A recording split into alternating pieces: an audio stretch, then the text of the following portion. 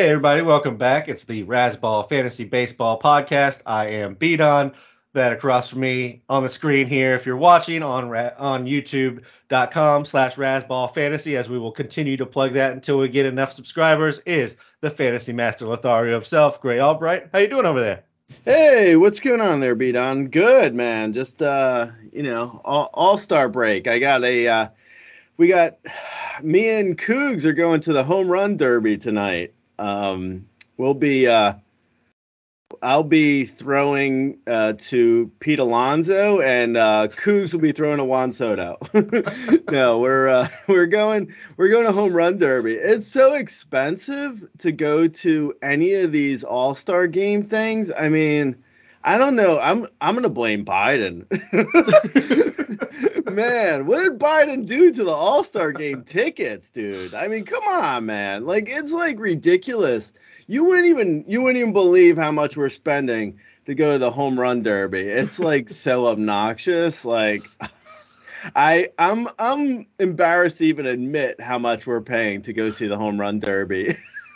It's so bad. And it's also like I feel like there's a certain level. Maybe it's the Jew in me, but I feel like I have to have a certain level of fun because I'm going. I have to be even more excited by 380-foot home runs off of 25-mile-per-hour pitches. Like, yes, man. Give it to me, man. Give me more lazy home runs. So anyway, yeah, we're going to home run derby, and then Cougs was like, "Oh, do you want to go to the All-Star game too?" And I was like, "Well, how much is that?" And she told me, and I was like, "Nah, man, Biden ain't getting that money. That ain't happening. No way. I refuse to spend. I think it was like $2,500 a ticket to go see the All-Star game. To go see the exhibition All-Star game? Yeah, I was like, no way, man. It's just not happening. It's like absolutely not happening. I'm not selling my car to go see the All-Star game. Not happening. Anyway, that's yeah. How's things with you? I'm doing all right. I was gonna go see the home run derby, and then it got moved from Atlanta last year. So then I didn't get to go. But I mean, between like the Oh season my ticket God, it got holders, moved. Actually, it got moved from Atlanta. That was Biden's fault too. Man. I'm just playing. Go ahead. What were you saying? yeah, I was just saying, like between the season ticket holders and then all the companies that buy tickets, it just gets so expensive to go to any major sporting event. Just gets so ridiculous. But yeah, Right. enjoy the Well, home run that's the whole derby. thing. I think Honestly, I feel like any major sporting event, it's like the same as like first class tickets. It's like the people who are there aren't even spending the money. like yeah. they're not actually forking over the cash. The people in first class or the people that are going to like the All-Star game. It's like, oh yeah, my dad works at DuPont and we got tickets. Like, what? who are you, bro? Who are you? I don't know you, Mr. Working at DuPont. Get out of here. Yeah, so you get a short reprieve here, Gray, from the months of continuous writing about baseball. So hope you enjoy your home runs. I think the louder you scream, the more fun you have. So you just got to Well, yeah. scream as loud as possible. I think for every Pete Alonso one that barely scrapes over the fence there, Yep. and then the I will. 500-foot bombs. Yeah, no, for sure. And then they announced that Otani's not even going to be participating. I'm like, oh man, this is a joke. We got bamboozled. We got had. Can we replace Anyway, him with like Ichiro, like just to have like yeah, Ichiro come right. do some fun No, they're stuff? no, they. I think they replaced him with Miles Mikolos. It's like I don't even. There, I saw some article that was like Miles Mikolos talking about how he wants to take part in the home run derby. I was like, oh, just take my money, man. Just take it. I'm staying home.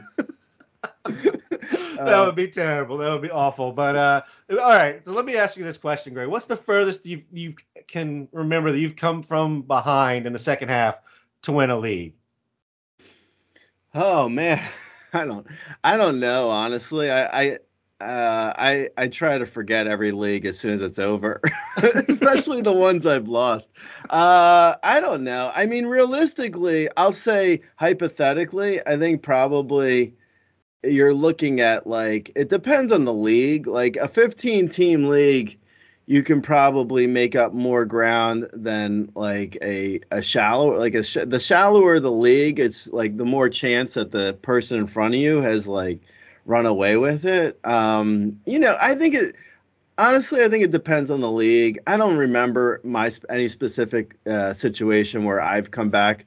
I'm sure I have. I don't remember though. I would say more than likely you're I mean it really depends on the league. I think like maybe like third or fourth place. I mean at a certain point but it depends though, like because if you're in fifth place and only like 10 points behind, then that's different. Then you could be in second place and 18 points behind or something. Like I don't know, Right. it's like it's Yeah. impossible for me to say, but I do feel like I am actually my specific leagues this year.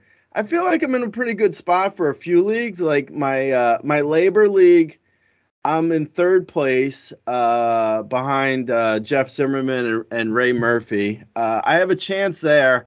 I have to. I have to actually. It's kind of contingent. I feel like on Jeff losing pitching points and me kind of holding still, Yeah.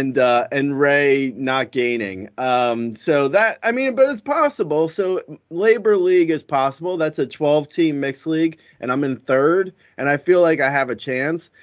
Um, and then there's a TGFBI. I think I'm in second, and I'm only like I was actually in first up until like last week, so I think I have a chance there. And then there's a few leagues where I have no chance whatsoever.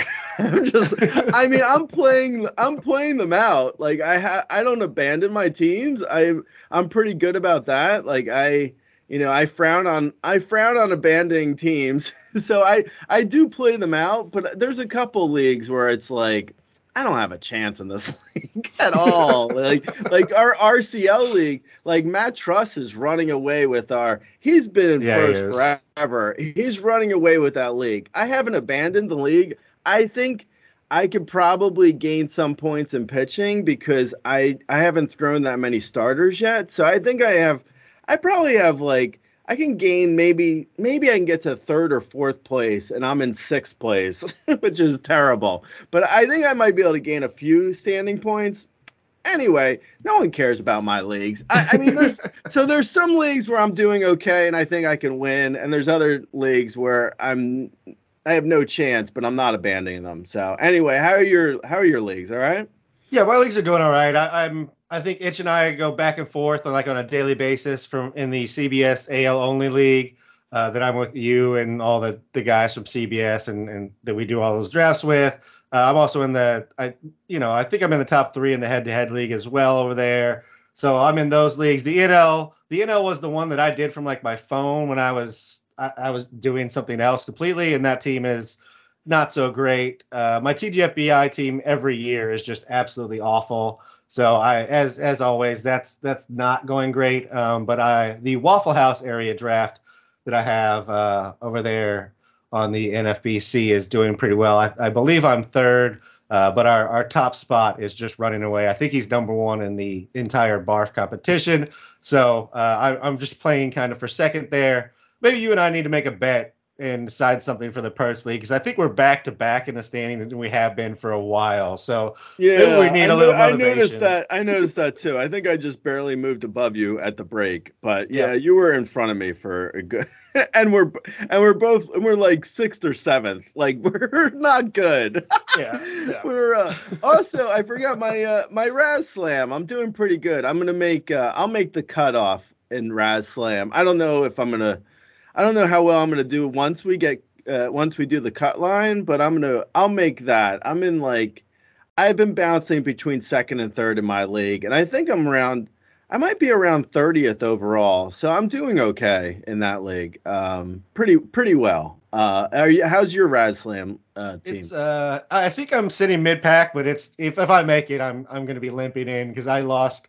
We made the two pickups but then you start losing guys, and then like Yeah. half my team's Yeah, injured. And that there's I've nothing I can do noticed about it. something I've noticed with best ball is like after the first day of games in April, those standings never change. They never I've never seen a league like it. Like best ball, it's like if you're in first after the first day of games, you'll never move from first. You'll be in first the rest of the year.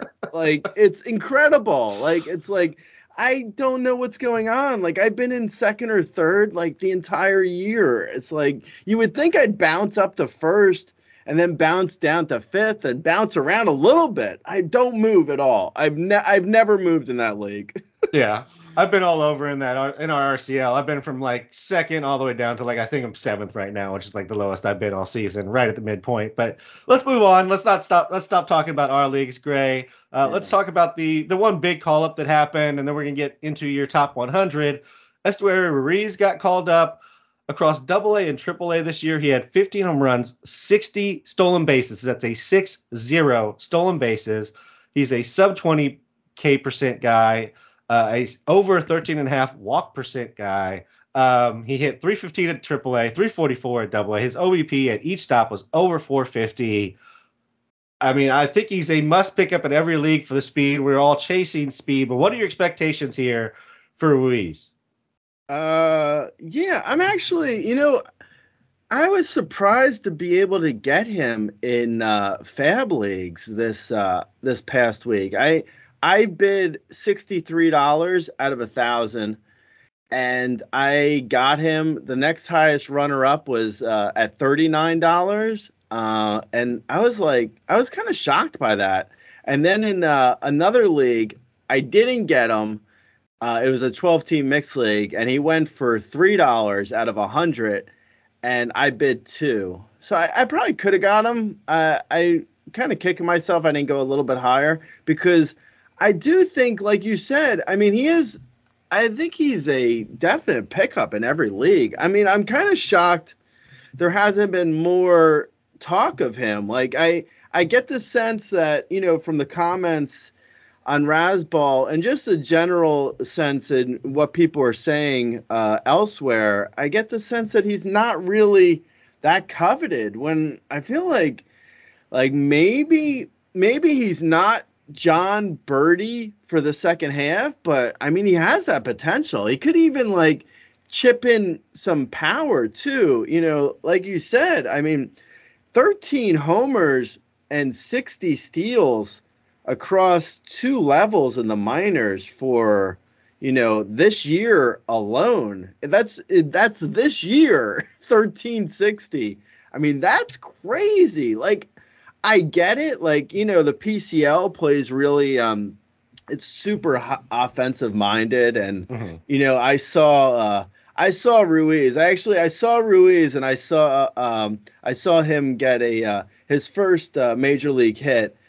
And I DM'd Rudy and I was like, I don't know if the power is really going to be there because looking at him, he does kind of look like maybe he was like a PCL minor league like power, like he had some power there, but I don't know if that's going to translate to the major leagues because he kind of looks to me like a a slap hitter basically. Like he's not. I mean, he's a tiny guy. He's like I don't know, like 160 pounds soaking wet. He's he looks like a speedster. Like I mean, that's what he kind of looks to me like maybe 5 homers and 40 steals over the course of 162 games. Like that's the kind of like that's what he looked like, just to my eye. So I don't know if the power is really going to translate, but just the fact that he did have 13 homers and 60 steals in the minors, like people should be crazy for this guy. Like I mean, I talked about him like literally like every day last week. And I mean, there was some like response of like, some people were looking to pick him up, but not as much as I thought there would be. So I don't know. I like him a lot. Like I said, I grabbed him in one league. I bid on him. I should have probably bid a little bit higher, but I bid on him in another league, didn't get him. I would definitely say every single league you should be looking at him. Yeah, I think there's this mindset that comes from, a lot of us being, thinking we're not only fantasy players but also baseball, watchers who understand talent, and he's not a top prospect, but for fantasy purposes, it doesn't really matter. If he's going to steal and they're going to let him steal, then he has to be picked up in like every roto league because he has the potential to put up game-changing amounts of stolen bases. I mean, the number of stolen bases he's putting up there, I mean, they could be like Birdie Mondesi levels. Like he could just steal every single game, multiple times a game if he gets on base.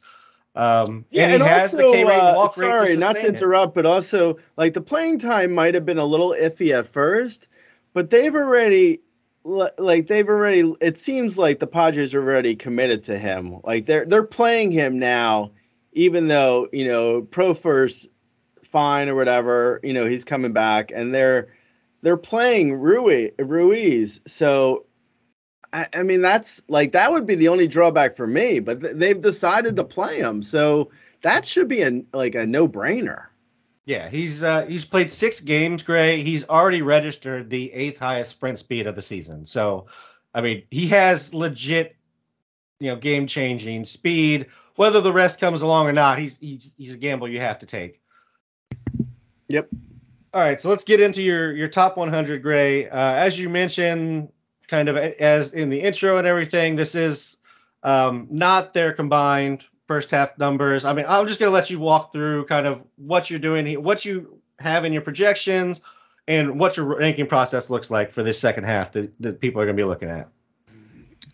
Yeah, so I sort of bounce between the player rater and then the rest of the season player rater. So the rest of the season player rater is what guys are supposed to do. And then the player rater is what guys have done. So, it's sort of like a mad science between like the two. I feel like second half rankings lean more on what a guy has done versus what they should do, to a certain extent. Like, there's no like set pattern of like, oh, 70% what they've done and 30% what they could do. But, relatively, yeah, it's more or less like, there's certain guys with long track records, like, Juan Soto, for instance. Like, he's got a track record of like hitting well. So even though he didn't hit well, batting average wise in the first half, I'm still anticipating to hit for a good batting average in the second half because he's done it in the past. He's good. Everyone knows he's good. I mean, there's nothing to be, I don't have to belabor that point. But but there's other guys who are like, you look at a guy like, say, like Tony Gosling, who wouldn't have been in the second half. He wouldn't have been in the, the top 100 in the preseason. He is in the top 100 now, and that's probably leaning heavier on like what he has done versus what he will do, even though I'm hoping he sort of like holds together in the second half, but there should be some regression there. Now there isn't, there is also like, I didn't rank him so high like he would be just because of what he had done. But, it's like there needs to be some acknowledgement of what he did in the top 100, that he has to be there somewhere, like maybe not ranked in the top 25, but like somewhere, because, the acknowledgement of what he has done and what he could do potentially. And then there's other guys like, there's like a Lourdes Gurriel Jr. who wasn't really very good in the first half. But, the rest of the season, like last year, his second half was so good that he's like, someone who I'm looking at like more. I'm more looking at what he could do versus what he did do. So it's like, it doesn't necessarily, it's not like every player is being ranked based on what they could do or what they have done. There's like this mix of both that are sort of like, I'm weighing both kind of with each guy. And hopefully there's a little bit of a rhyme and reason, even though there's certain elements definitely where it feels like, why is like, Josh Hader just had a bad, week, but he had such a great first 2.5 months. So it's like, there's that, like, it's just, it's hard. It's really hard to rank. Definitely, it's hard to rank at all, but it's definitely hard to rank in the middle of the season because, guys come back from the break. And if a guy is like, like a guy like, I don't know, I don't want to jinx anyone, but, Verlander comes back and has a bad first two starts out of the break, then suddenly he looks much worse and he's not going to be like a top 25 overall guy anymore. But as of right this second, yeah, I mean, so this is real, like, this is the top 100 in the second half is very fluid. But yeah, this is how I feel as of like right this moment. Yeah. So, I mean, to your point, like skills change, people develop new skills, they get new opportunities. Like you said with Tony, he got an opportunity. He's shown that his skills are up for the challenge. So you have to rank with that, but also he doesn't have the track record, like you said, like of some of the players at the top to necessarily carry it over and just expect him to do it. And just watching, just the eye test says that he's probably not quite that good as he was there. But then as we're looking at second half and we're talking about projections, we're talking about such a smaller size than the full season we were at the beginning and when we were looking at draft season, which is really the other primary ranking season. And so, like, there's also a part of it where you're looking at upside because so many people are going to be in that, I don't know, like 5 to 8 home runs, like 1 to 3 stolen bases, 260, Right. like, and so like batting order and then upside definitely becomes part of it too because if they're good across the whole season because they're doing consistency, that's great. But if we're looking at you trying to go from fifth in the standings to first, you need to make that move to where maybe you sell off a guy that's going to give you consistency for a higher variance, higher risk play. Right. Yeah, no, totally. So like for instance, like Tommy Edman wasn't great for the last couple weeks, but he's the kind of guy who, like, for the month of August, he could steal 12 bags. That in the second half, like, that's huge for like one half. For just the second half, that would be really big. But like a guy like Austin Hayes, who's just more of a compiler, and like if he gets like the runs and RBIs and like 10 homers and like 2 or 3 steals, but he gets like, 35 RBIs and like 30 runs and hits 275. Like that could probably be more valuable than Edman if Edman continues to slump and doesn't have that, one big month. But it's like those sort of things. It's like, how much do you want to like go for that like big month? Like you want like a guy like, Edman to me is like so valuable if he does like run into like a big month and has like, a 12 plus steal month. That's huge compared to like Austin Hayes, which is good and probably in reality going to be a top 100 player easily because of runs and RBIs and batting average. Like Hayes isn't going to kill you in those, so he's probably going to be ranked around, like he'll probably end up like as a top 100 overall guy.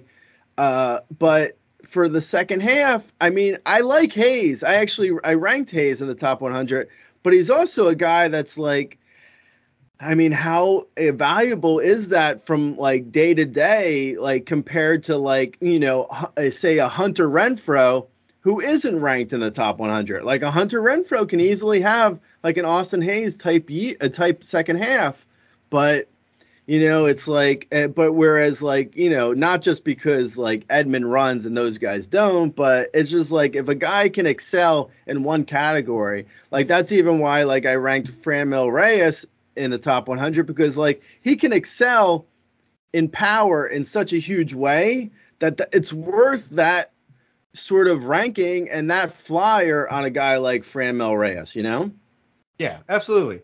All right, so let's get into. We're going to start with some of the biggest player rater differences here. So, kind of the current player rater versus rest of season, and then looking at your ranking and where the differences are. So, there's a few guys that are obvious. They missed some time, so their player rater numbers down. That's Eloy, Chris Bryant, Ronald Acuna. Anything to say on those three, real quick, Gray? Yeah, well, I mean, I worry the if I say Eloy Jimenez's name 3 times, he will pull a hamstring. That's that's a scientific fact. So that concerns me a little bit. He actually disappears from your roster Eloy rather than Jimenez appearing. is in like the clubhouse, and it's like, hey, anyone want to grab lunch? Eloy raises his hand to to signify he wants to grab lunch, and hurts his elbow. That's what goes on with Eloy Jimenez. So yeah, I mean, he is. I mean, kind of like what I was saying with Franmil, like Eloy could have a big second half. Like the potential's there.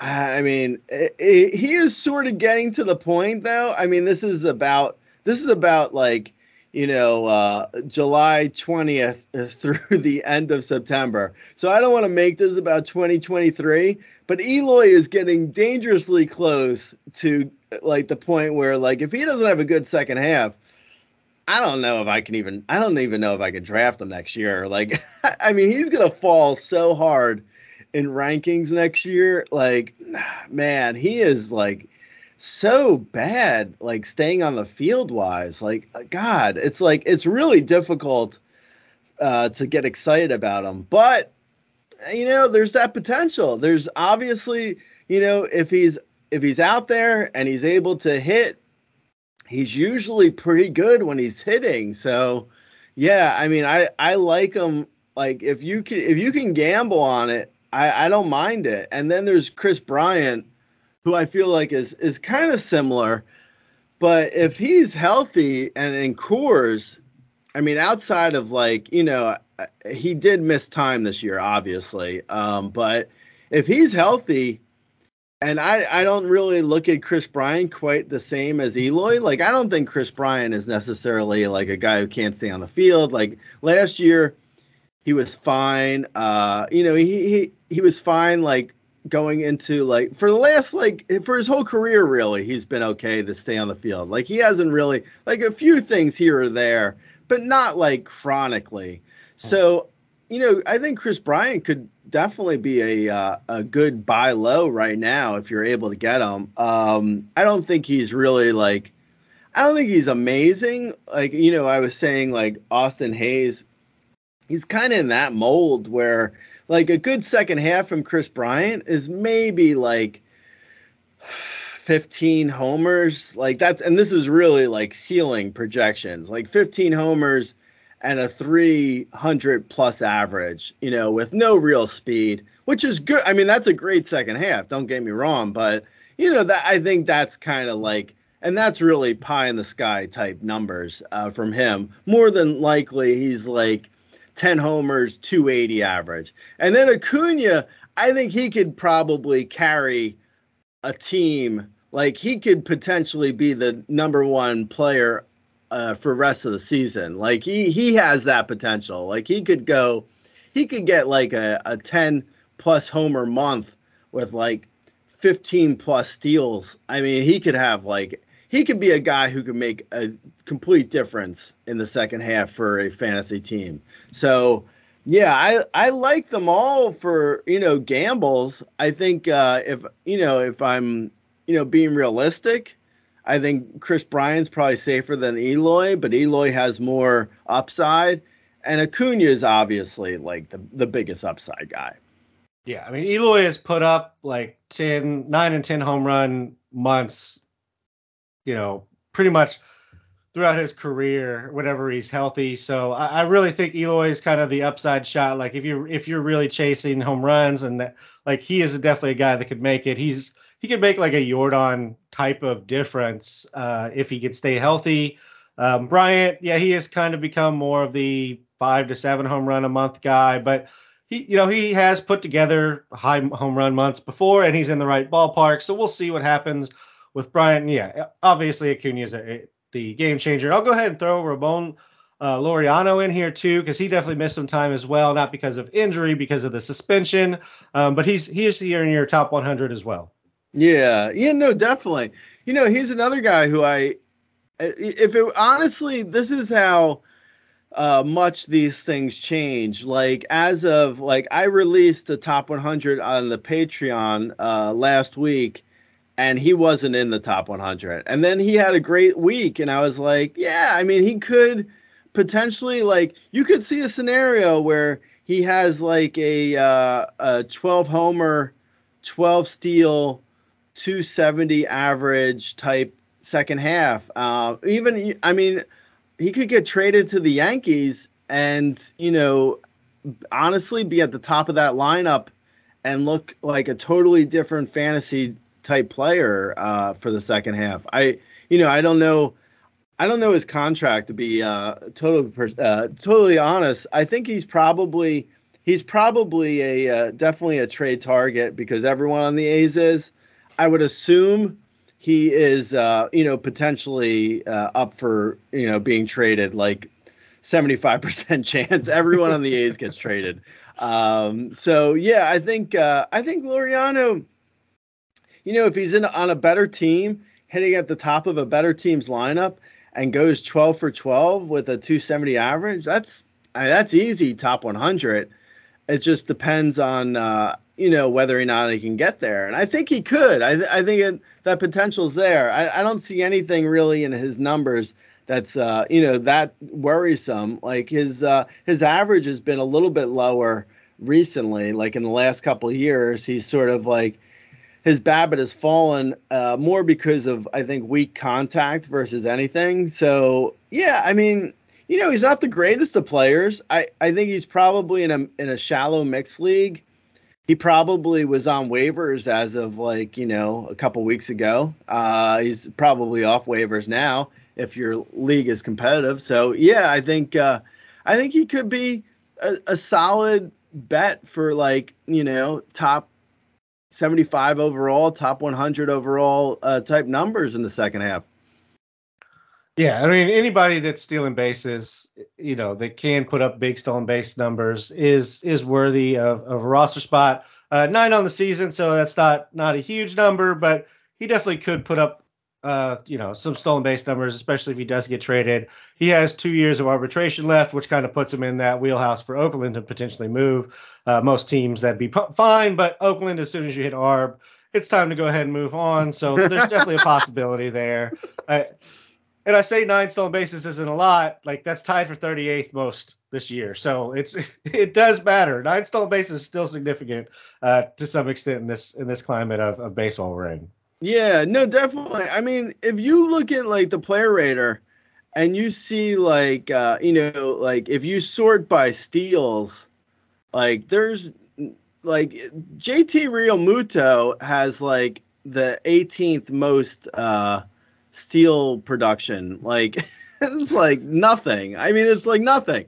Like it's like if you have 10 plus steals, that's huge right now. Like or 9 in Laureano's case. I mean, it's like, like Laureano, I think Laureano could potentially steal like, if he could steal 15 bags and a half, I mean, that's probably top 50 overall. Like, we'll talk about, I think he's on the list to talk about, like, but like Michael Harris the second, like, he came out of nowhere, and just because he's stealing, he's like suddenly like, like he's up there with like some of the top like outfielders for like the year, not necessarily even the second half. Like Harris right now is like top 50 for outfielders.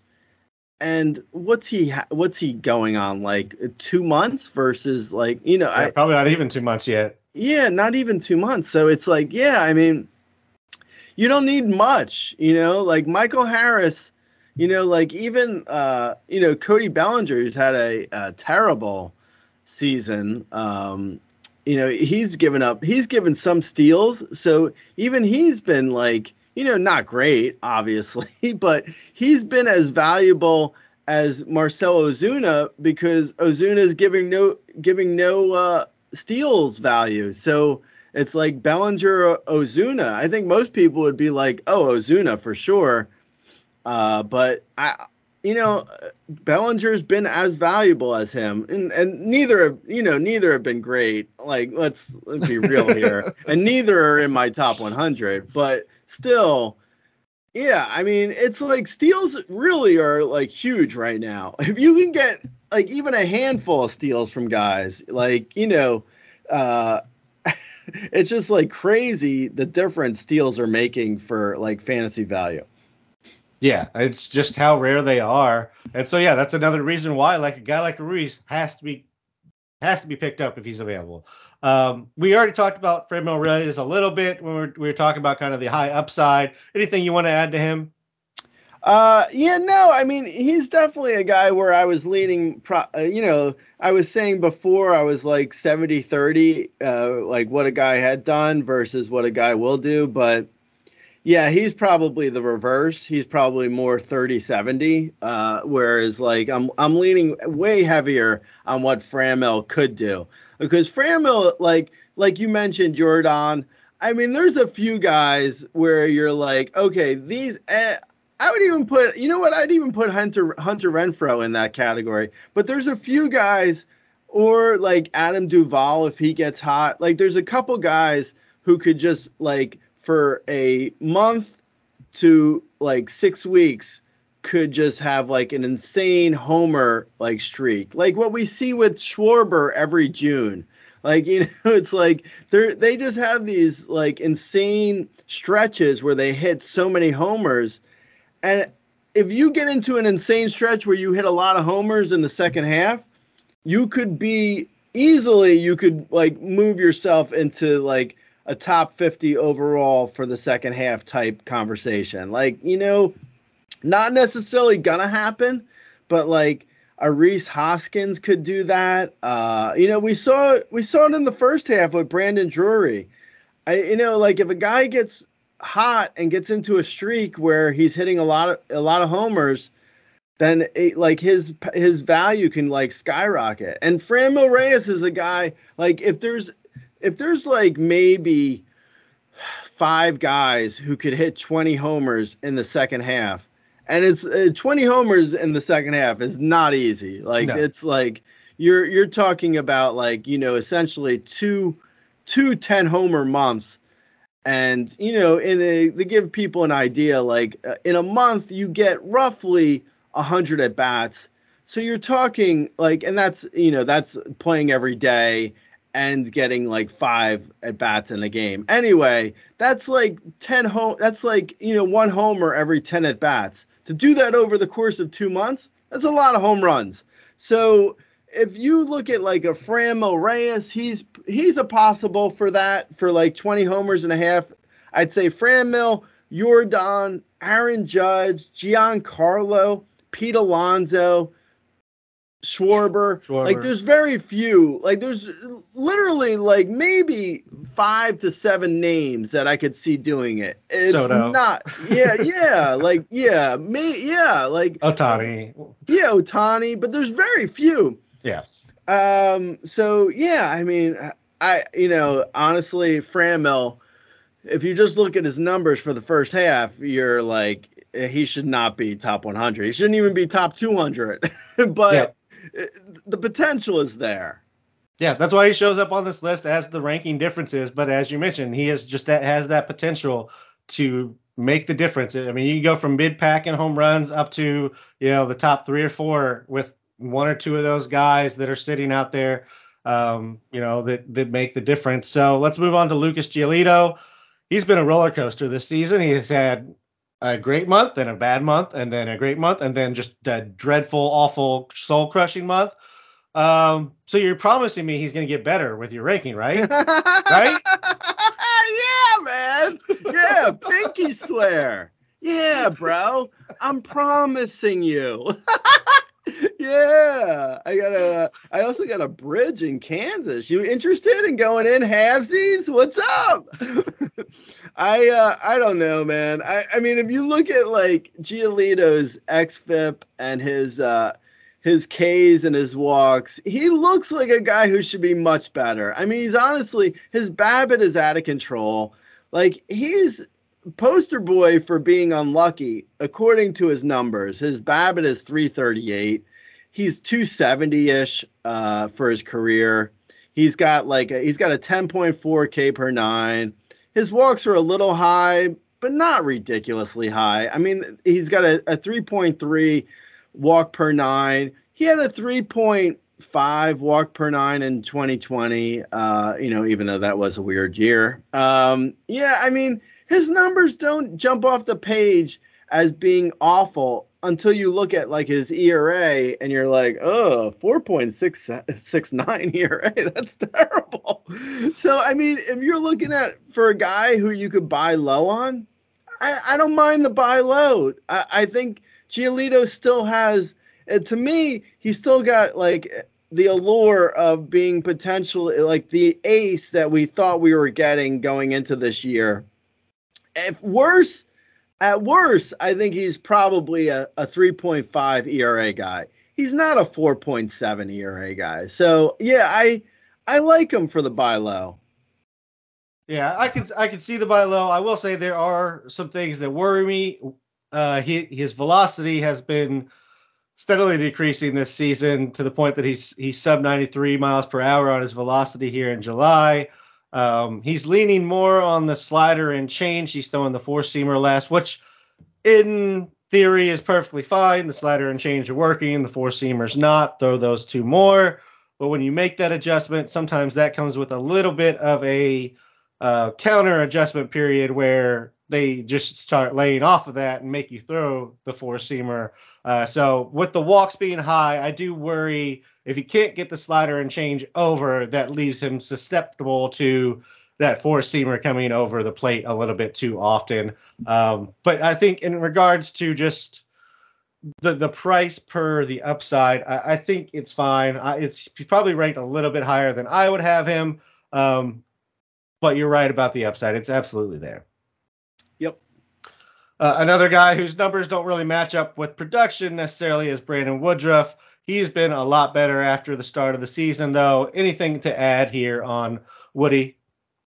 No, I'm honestly, I mean, I guess his ERA is 3.93, so that is high. So if you're just looking at that, I could see why you might think Woodruff is, not having the best of years. But like you said, since he came back from injury, he's been great. And I mean, I didn't think most people thought of him as like a buy low, to be honest. Like, he would be a good buy low for me if I thought anyone considered him a buy low, but his numbers are great outside of like, the goofy month that he had like in the beginning of the year. Like his April was terrible. And then his May was like a little bit iffy at first, but since he's been back, he's been great. And yeah, I would definitely buy him low if I thought that was a possibility. I just don't know if realistically anyone thinks of him as a buy low. But yeah, I mean, I guess maybe if someone's looking at just his ERA, because his numbers like K per nine and walk per nine is 11.4 and 2.9. I mean, he's an ace. I mean, I don't see anything wrong with him really, outside of like, he didn't have the greatest start to his season, but he's been fine ever since. Yeah, I said what I said was at the beginning of or as he was struggling was he just didn't look right. It looked like something was wrong with him, and comes out something was wrong with him. He was injured. He got some time, fixed that. Since then, he came back at the end of June. He has a 2.38 ERA. He's striking out over 12 K per nine. So yes, he is fully back. But yes, if somebody's looking at the season long and is worried about him, there's a potential for buying opportunity there if you can like move. And this is where you have to know your league mates. If there's somebody who kind of values this season more than historic, or maybe a little worried about the high numbers and looks at him at the service level, maybe you can move like a Gonsling and a piece for a Woodruff. If you could do that, you should get a more competitive league. But B, you should absolutely do that. Actually, switch those. Do the trade first, then get a more competitive league. Win the league first, take the Yeah. money, and then join, a high stakes league. Yeah. All right, so moving on to Josh Hader, who is kind of the opposite of Woodruff. He started out his normal, amazing self, and then since June started, basically, like, it's been bad. It's just gone. Like, the sinker's not moving. It's lost movement both horizontally and vertically. You have him ranked to where you're still just trusting in that he's going to figure it out here in the second half, and get kind of that movement and that velocity back. But are you worried about Josh Hader? I mean, it's not been the same. Yeah, I know, but it's like it's not been the same in like 5 innings. I mean, it's such a small sample size. He could come out of the break and be like, "Oh, I realized what I was doing," and he could be totally fine. I mean, I have such a hard time taking, like, with relievers in general, their sample sizes are so small. I mean, he only 25 innings of being great, and he has 5 innings of being terrible. So it's like, I don't know what to make of that. I mean, I guess he could come out of the break still looking bad, and like if he has a bad August, yeah, he's gonna have a bad year if he has another like 5 to 10 innings of not being great. His entire year is gonna be shot. But if he has a good second half, then we're gonna look back at like the last 5 innings from him and be like, yeah, it was just a little blip, and he figured out what he was doing wrong. Is there a chance that Devin Williams could become the closer for the Brewers in August? Yeah. I mean, that's possibly. I mean, Hader could potentially come back from the break, not look good, and be like, you know what? Like, there's something wrong, and, maybe he has a Phantom IL stint. I don't know. I mean, it's so hard to say with relievers because the sample sizes are so small, but I mean, his numbers for the year look fine. I mean, he's got a 15.6 K per 9 and a 3.3 walk per 9. Those are in line with previous years. He has a 2.53 xFIP. I mean, everything seems fine on the year. It's just in the last 5 innings, he's been really bad. And he's been like, don't let me underplay it, he's been awful. Like, he's been really like unusable for like the last like 5 appearances or however many appearances it's been over the course of 5 innings. But yeah, I don't know. I still tend to believe, like, historically he's been great. I think he's going to be great again. I don't know. I don't have a problem being in on Hader still, but yeah, it could go sideways for sure. You know what? I don't want to like put any faith in this because this is really dumb, and I'm going to say it anyways. But I wonder if there's something that happens like towards the All-Star break. Maybe he just starts getting worn out. Maybe the overuse starts to get to him, because in his career, I mean, he has a sub-2 ERA in April, May, and June, and then a 5.06 ERA in the month of July. I just wonder if something happens like towards the All-Star break where he just gets kind of tired from the way that they use him, quite frankly, and it just kind of balloons. Obviously, that this July is not helping that, but he struggled last July as well. He had a 9.53 ERA last July, and then he had a 0.81 ERA the rest of the way out. I'm going to say I'm not worried about Hader. If anything, he's actually added velocity. That's actually something that happened last July as well. He added velocity, kind of ballooned up his ERA, but then he got it under control. And you already heard what the numbers look like. So yeah, I mean, that could, that's honestly, I don't disregard that completely. I think if he's overthrowing right now, that could be a problem. Like, just because he's throwing harder doesn't necessarily mean it's a better thing. Like it could be a worse thing for him if he's, if his velocity's up a little bit. Like I think he's going to be fine too, though. Yeah. I mean, pinpoint 96 is better than, slipping over the middle 97 in the majors. So if Right. he can get back to where he's just controlling it better, and that's what's always kind of been the great thing about Hader is like he throws it hard, he has nasty movement, and he can find the zone. So I think it's just a blip. I would be buying Hader if somebody's worried about this personally. Nick Castellanos, he's on pace for 18,6,250. He's another one who pops up here, Gray. I mean, those are not great numbers. The 1 year I get the Schmohawk. I mean, oh God, he's been awful.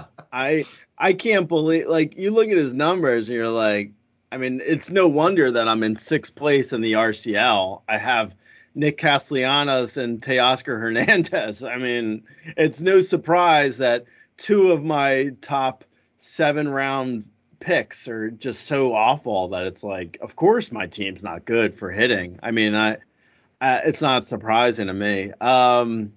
Yeah, he's awful. I mean, he's really bad. Nick Castellanos sucks. He sucks. He's the sucker who sucks. Yeah, I don't know, man. Like, I think honestly, like I was looking at his numbers. For was it another YouTube video, or I don't know why I was like, maybe it was just for my projections and my rankings for the second half. I was looking at his numbers though recently, and his ground balls are just up, and his fly balls are up, and he's not making, like, he used to be the Greek god of hard contact. He's making no contact. I mean, he is making some weak ass contact. Like, his contact is awful, dude. Like, it is so bad. It's hard to find anyone who's hitting this bad for contact. You're not gonna find like a great hitter. Like, it's like, oh, he is like, basically Tony Kemp. He's Tony Kemp, bro. I mean, that's awful. Like, his hard contact, it's like, oh, that's bad. Like his line drives, like, he used to be a guy who like made really great contact. Like, he didn't necessarily always elevate the ball and hit the ball out, but he always hit like good hard contact line drives. His contact's awful now. Like, it's really bad. Like, it's kind of like, I think he's honestly in for a bad year, and I wouldn't necessarily consider a bounce back for next year either.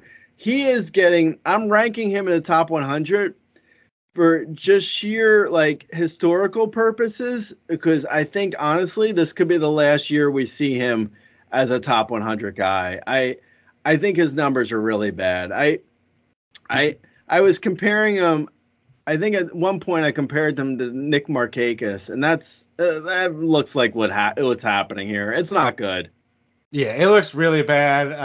That's why I needed to bring him up here. I just don't know if I could even stick him inside the top 100 right now. I understand what he's done historically and how he does get hot at times, definitely. But it just looks so bad right now. And I have a question, Grant. Like, I think the 2021 Reds were cheating. I've just come to this conclusion. Like, as we were talking about this, the 2021 Reds were cheating. Votto, right. Castellanos, and India were all cheating. Yeah, bro. Oh my God. They were like, yo, let's cheat to come in fourth. They were total cheaters, bro. They were 4th place cheaters. What's worse than a 4th place cheater? Honestly, is there anything? I don't even know if they came in 4th place. Now someone's going to comment on YouTube and be like, they were in 3rd place. They beat the terrible Honestly, Cubs. I don't know. I don't know. So don't comment and correct me, because I also don't care. I don't care. They didn't win the division. They didn't go to the playoffs. Doesn't matter. And they were definitely cheating. Clearly cheating. I don't care. Honestly, it doesn't matter. I said 4th place for the joke. Let it go, random YouTube commenter. Let it go. All right. Okay.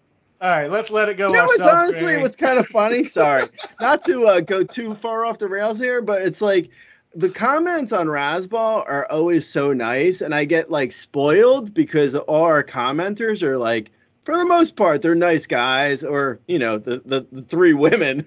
there's not even three. I don't think. I joke Those around are that our there's writers, five. Gray. I joke around saying there's 5 girl readers. I think there's one, but anyway.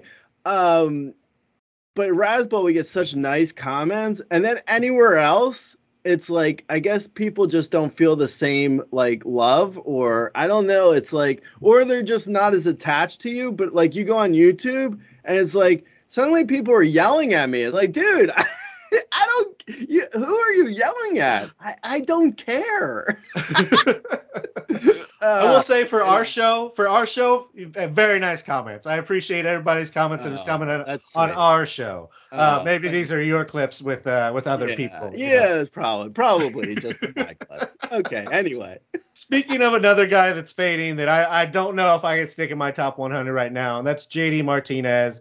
The average is there. He's still in the top of the lineup, but like he is not hitting for power. It's continued to fade.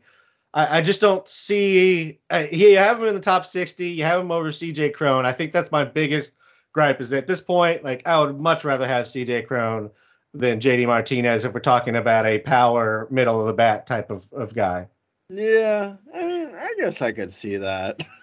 I mean, you know, it's like it's so hard. It's so hard to rank anything. It's like because there's so much like this general area is these players. You know, it's like, is this guy really better than this other guy? I don't know for some stuff. Like JD Martinez, I feel you with like the power being down. I do think like he is a solid average guy. He's going to get good runs and RBIs because the lineup is good. Fenway helps with his BABIP. So even though he may not be a 380 BABIP guy, he is like probably a 330 to 340 BABIP guy, which helps him hit for a good average. So he's probably a 280 hitter. Will he hit 25 homers in the second half? No, probably not. And it's unlikely that the power comes back completely. But then you look at like CJ Cron, and his splits are like awful. Like he is terrible on the road. Like he is like every Rockies guy. For people who don't know, like the Rockies, like the Coors obviously helps players, but it also hurts them when they go on the road. Like it's not just a matter of helping them at home. It actually literally hurts them. And everyone's splits become more pronounced because the difference between Coors and everywhere else, it changes. It honestly, it changes the player. So it's like it takes a while before they can adjust. And most road trips just doesn't give it the opportunity for the player to adjust. So CJ Cron's splits are awful. So he's nearly unstartable on the road. So is CJ Cron really better than JD Martinez? I guess. I mean, I don't know. For me, it's like it's kind of a push.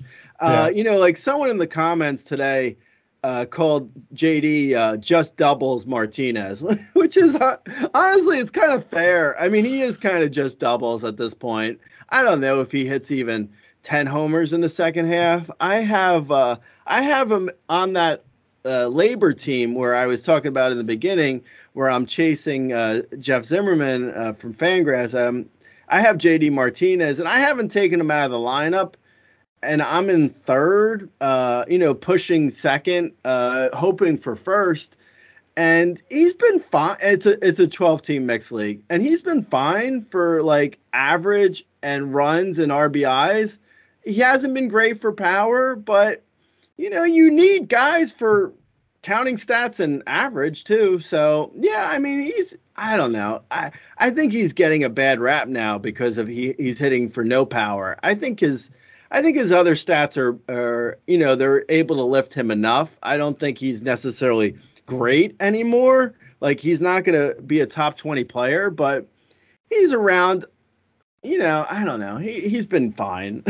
I don't feel like strongly I don't feel that strongly that he's like awful, and I don't feel that strongly that he's great. He's fine. Yeah, I think he's going to be I think he'll, like I mentioned earlier, like Austin Hayes, maybe JD Martinez is a little too high in my top 100, but yeah, I think he's still fine for three categories: runs, RBIs, and average. No steals, not great for homers, but not. I mean, but he'll chip in a few. I don't think he's going to be a complete zero for power.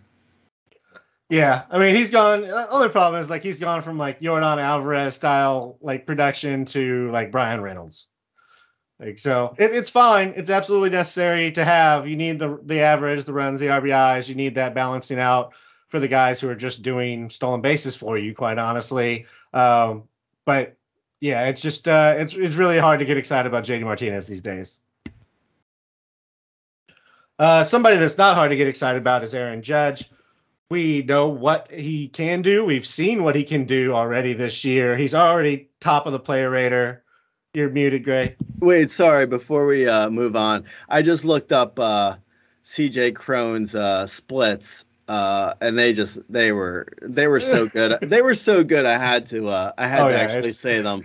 Home, he's got 16 homers and hitting 352. In away games, he has 5 homers and 229. Oh, he's only got 14 runs in away games. The Rockies are just so bad. I don't know if the Rockies will. It's kind of interesting that the Rockies ever made the playoffs because their home and away splits are so awful that it's almost like Coors makes it like the stadium itself makes it impossible for them to be a real contender. Anyway, go ahead. Go back to what you were saying. Yeah, so I was just going to say, obviously Aaron Judge has been great. You have him, you have him at, right here at the top of your rankings. He has 8 stolen bases on the first half. That's his second best mark of his career. So hard to trust he's going to continue to necessarily steal at that rate. But maybe the bigger thing is he only has those 2 full MLB seasons. Are you concerned for that second half, or are we just pushing kind of through the injury risk? Yeah, no, I'm not really concerned. I think he's got as much injury risk as anyone else that I would put in the top, like, the top of the top. Like, like Trey Turner's missed. He's had injuries in the past, and he's missed time. Jose Ramirez, Acuna, Cole is a pitcher. I don't know. Any guys that are going to be up there, they're going to have some injury risk. I don't know if Judge is any more than anyone else. Maybe, but he's also doing yoga now, so he's fine. Yeah, I mean the guys at the top. Him and Donkey, he started doing yoga over Zoom with Donkey Teeth, and he's like, that's the answer to everything. Do Zoom yoga with Donkey. That is, if no other takeaways from this podcast, that's your takeaway. Naked Steam Lodge yoga I believe is what it's called. If you're looking for that, yeah. But yeah, I'm with you. Like when you play every day, like everybody at the top does, and you play that often, it's definitely easy to get an injury. Just figured I'd bring it up because that's what anybody who's looking at Judge is going to say. And the stolen bases, again, I don't expect 8 for the second half, but it's been a nice little addition for him. Definitely helped his boost his player rater ranking. Ohtani number 3 for you is, I guess, one thing we didn't talk about off the top was, were you thinking daily roster, weekly roster? Does it matter for Ohtani? Because in weekly, he's 21 as a hitter, 33 as a pitcher. But in daily, obviously, you get both, and that may even make him over Judge for me. Yeah, no, I mean, I don't think I committed in my head to. I think probably mentally, I'm probably more of a daily guy. So that's probably my thought process there. But you're right. I mean, he probably would fall down a little bit in a weekly scenario. But I don't know. At this point, I can't see him really outside the top 5. I mean, what he's doing is just like, it's mind-blowing. I mean, he's like a top 10 pitcher and a top 10 hitter. Like, it's crazy. Even though, I mean, you just said the numbers, and he wasn't top 10 for either. But I mean, but when you put them together, it's like, it's so crazy. I mean, it's like so, yeah, he's to the point where it's like, I have a thesaurus open and it has no more adjectives for him. It's like, this is look up the synonym for Yeah, I think I'd probably have him, I don't know, somewhere around like 12. I couldn't take him over like Ronald Acuna Jr. in a weekly league, but in a daily league, like I said, he may be number one overall for me. He's just such an advantage in that format. Three pitchers in your top 10. If I wasn't watching video with you, I would assume you had been kidnapped and I'd be asking for the safe word.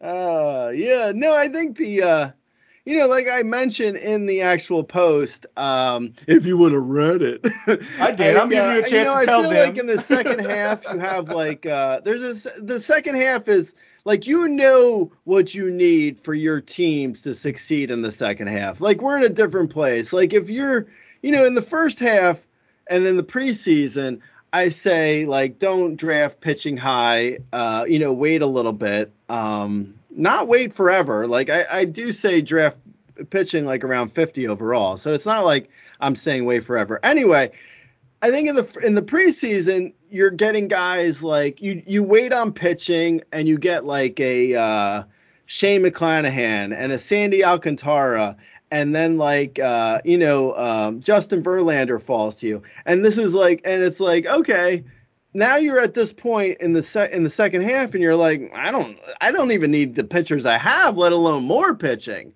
But on the other hand, if you need pitching, then like Corbin Burns and Garrett Cole suddenly are more valuable. They are like, you should be going after. Like, I am all for, like, if you need pitching in the second half, I have no problem going out and trading for like Corbin Burns. Like, I wouldn't have drafted him, but at this point, if you need pitching in your league, so you should go out and get him. Like, like, it's like, don't lose on principle. there's no, like, you're not going to get like a trophy that says most principled fantasy player. Like, that doesn't exist. So I would go out and I would trade for a top pitcher if I needed pitching. More than likely, if you followed my rankings, you probably don't need pitching. Like you mentioned on Twitter, like in the labor league where I mentioned earlier that I'm in, I'm third. Like, I didn't draft pitching, and I have better pitching than hitting in that league. Like, that's just, and that is like how it is for a lot of my teams. Like, I didn't draft pitching in our RCL league, and I have so much pitching, and I need hitting. Like, it's just like, maybe that says something about like which hitters I'm drafting. Like, maybe I need to reevaluate. But honestly, like, hitting, I don't know, man. Like, there's a few, like, if you go wrong with a few hitters, like, there's just like, it's hard to come back from it. Like, in my tout league where I'm not doing well at all, I had like, I drafted like Ozzy Albies. Now, that, like, how is that my fault that I spent money on Ozzy Albies? I didn't know he was going to get injured. I spent money on Juan Soto, and he has like, a terrible, for him at least, a terrible average. And well, it's an on-base league, but still, he doesn't have a great on-base. He doesn't, for him at least, his on base is like, I think barely 400, and it's usually like 450. Like, you can't account for that. So I don't know. I mean, maybe I'm just making excuses for myself. Well, maybe. Is probably true, but Maybe. Whatever. I mean, if I'm not going to make excuses for myself, who's making excuses for me? All right, let's talk about another guy that I know you were very high on and you still remain high on. That's Bo Bichette at 14. Right now, he's on pace for about like a 25-15, 260 season. Absolutely fine, but you have him for 14 overall. Are you seeing something changing here, Gray? I mean, he has 7 stolen bases, 6 caught stolen, and I think maybe more important to me is he hasn't attempted more than 4 in any month. Last year, there was only 1 month he didn't attempt at least 4 stolen bases. sprint speed's down. I can't get behind Bo Bichette at 14 with you. Yeah. Well, the rest of the season player rater, I just looked it up, and he's at 16 there. So I mean, I'm not too far off from them. Them being Steamer / Rudy.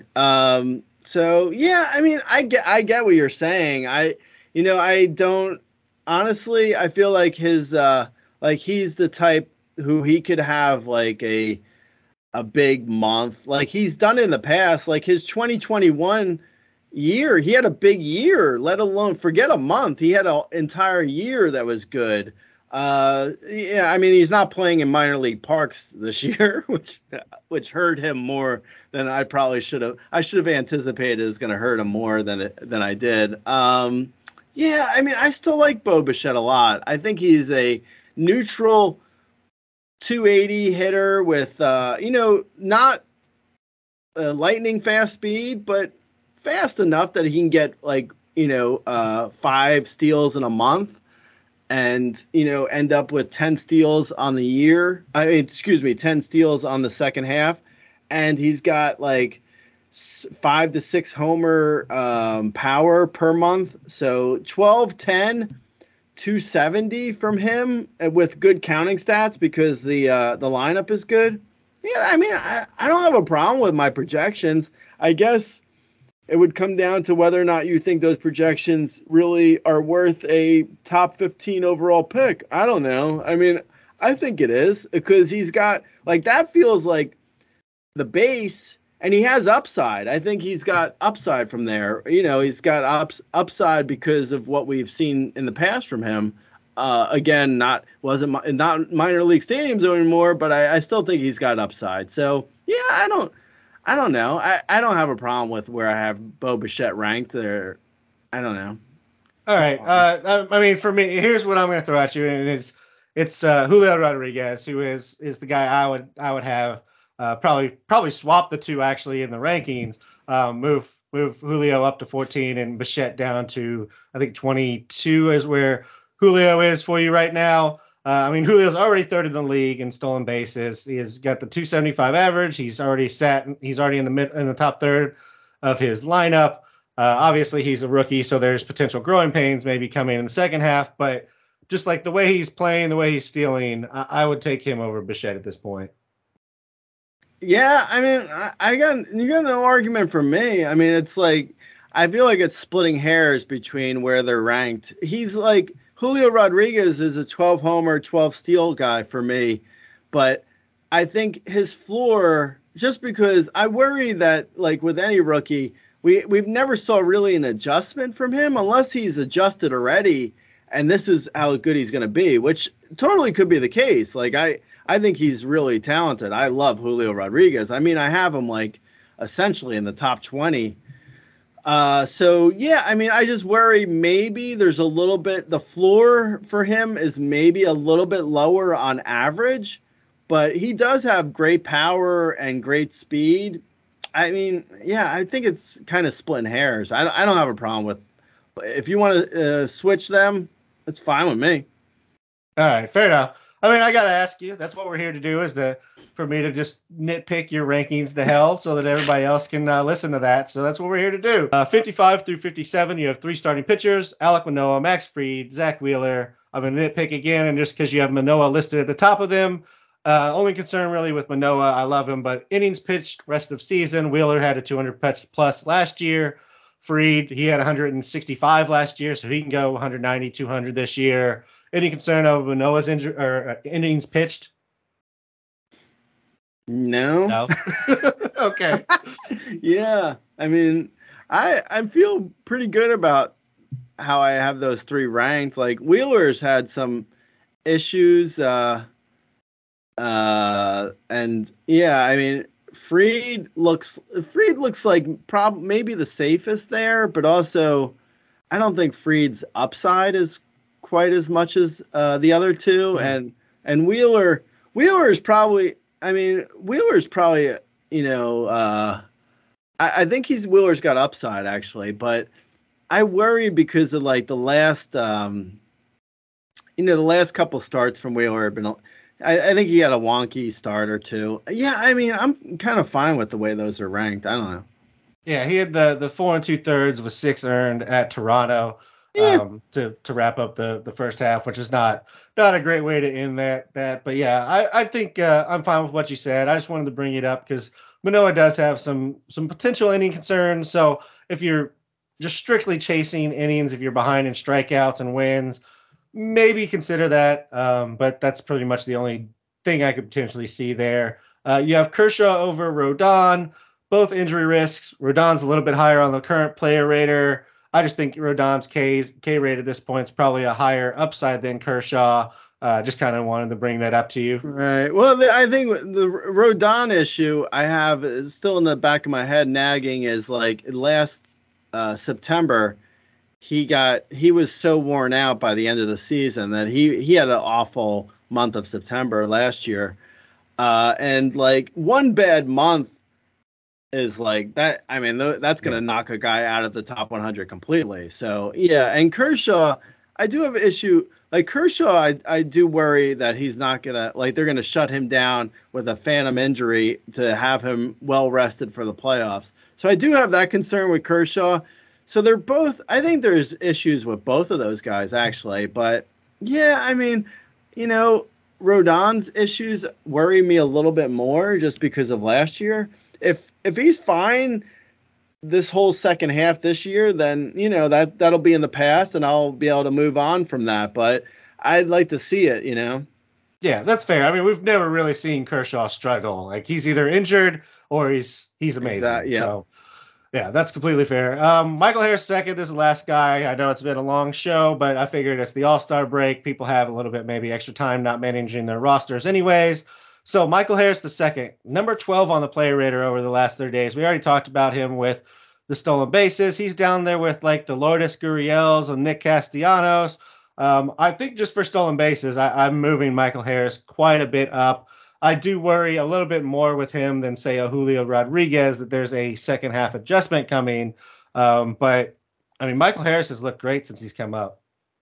Yeah, no, completely. Yeah, I mean, I'm really I have him ranked 150 picks above where the rest of the season player rater has him. I mean, I'm definitely I'm a fan for sure. I would go out and I would trade for him. I would, he might even be available in like some of the shallower leagues. I don't know. He shouldn't be, but you never know with like shallow leagues. I think he's got potential for like a huge second half, or also, like you said, an adjustment period. And Michael Harris could be a drop too, like by mid-August. Like if he struggles, like he's going to be a guy. He's like a fifth outfielder right now, looking at being, potential for a third outfielder, also potentially off of a team, off of a fantasy team, because like if he struggles,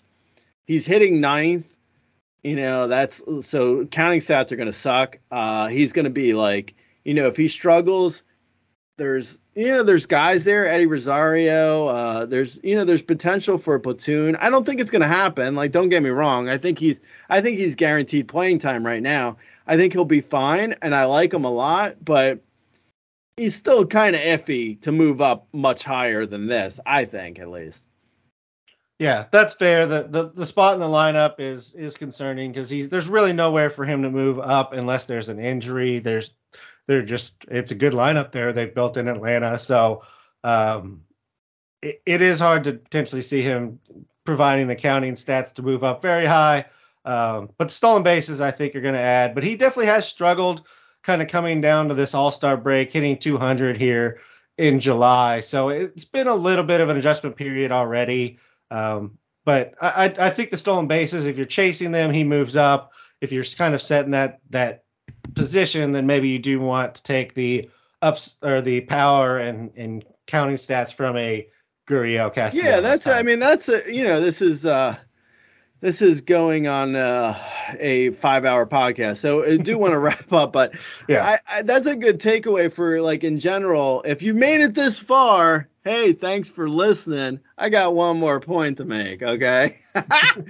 I'll say, like, that's a good takeaway for, like, the top 100 or just the second half in fantasy in general. Like, if you need steals, Michael Harris II is more valuable than, like, JD Martinez, who we met earlier. Yeah, you might remember him. We met him earlier. No, there's guys like if you need steals, like he's way more valuable than like guys who are like 20 or 30 spots ahead of him in the top 100.